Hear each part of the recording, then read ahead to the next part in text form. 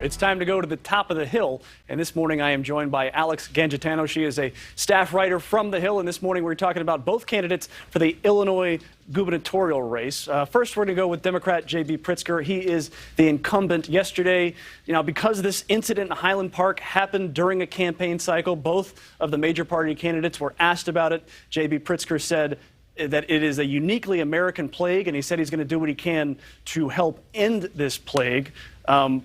Illinois already has some of the strictest gun laws and certainly has stricter gun laws than most of the states surrounding it. So how much of a factor will gun control play in the Illinois gubernatorial race?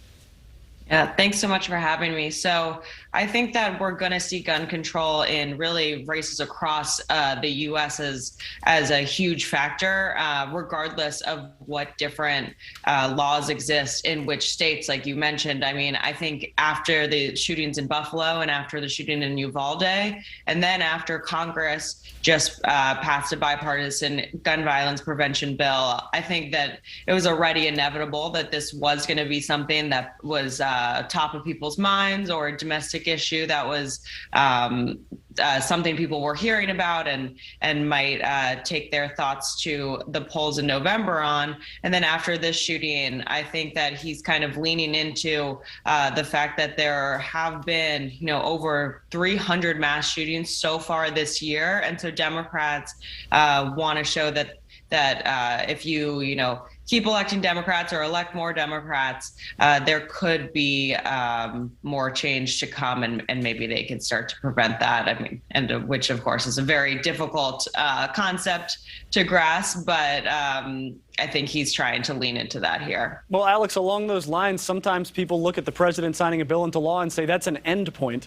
But you might have a Democratic candidate like J.B. Pritzer, rather the incumbent, saying it's more of a starting point. Is that kind of a strategy for gun control advocates and Democrats moving forward in this election cycle? That's exactly right. That law that the president signed, it did fall short of what some Democrats and the president had wanted and what gun violence prevention groups had wanted. But this is still the most significant legislation related to gun violence prevention in over 20 years. But that's because Congress really did not do anything for so long on gun control. And so I think Democrats will use the argument exactly what you're saying of that was a first step.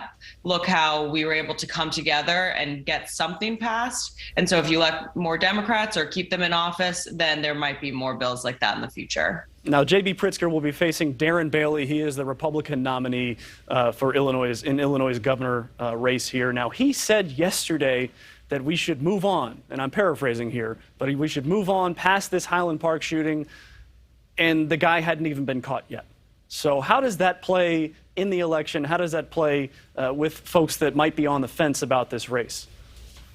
Yeah, I think that's a really good question. I mean, he basically was saying we need to move on and let's celebrate 4th of July, which, of course, everybody wanted to be able to have a peaceful and happy Independence Day.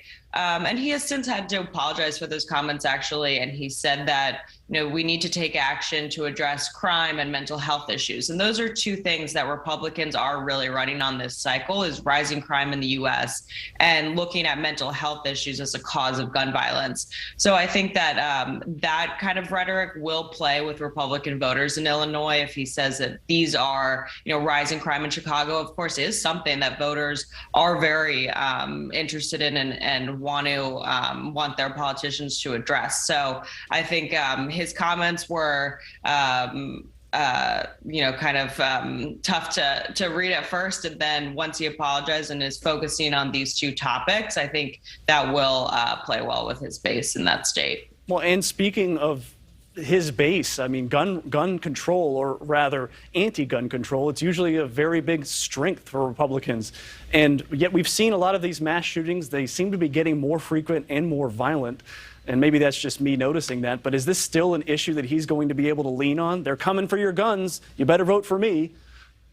That's exactly right. I mean, there's so many mass shootings. It seems like, every time Americans are putting on the news, they're hearing, or every big holiday, every big, weekend, like this weekend, they're hearing about another horrific shooting. And so I think you're right that there'll be some Republicans, maybe more moderate leaning people, more independents, that might actually change their mind on this issue. If they've always voted for no stricter gun laws, maybe now they're thinking, there should be stricter gun laws in terms of how much crime is rising and how much mass shootings have been rising. But then again, there are so many domestic issues on Americans' plate this year going into the midterm elections, between, of course, high inflation, and there's also abortion rights in a post-Roe v. Wade world. So I think that this is just one of the many things that Americans are concerned about. But I could see, some folks, like I mentioned, moderates and independents,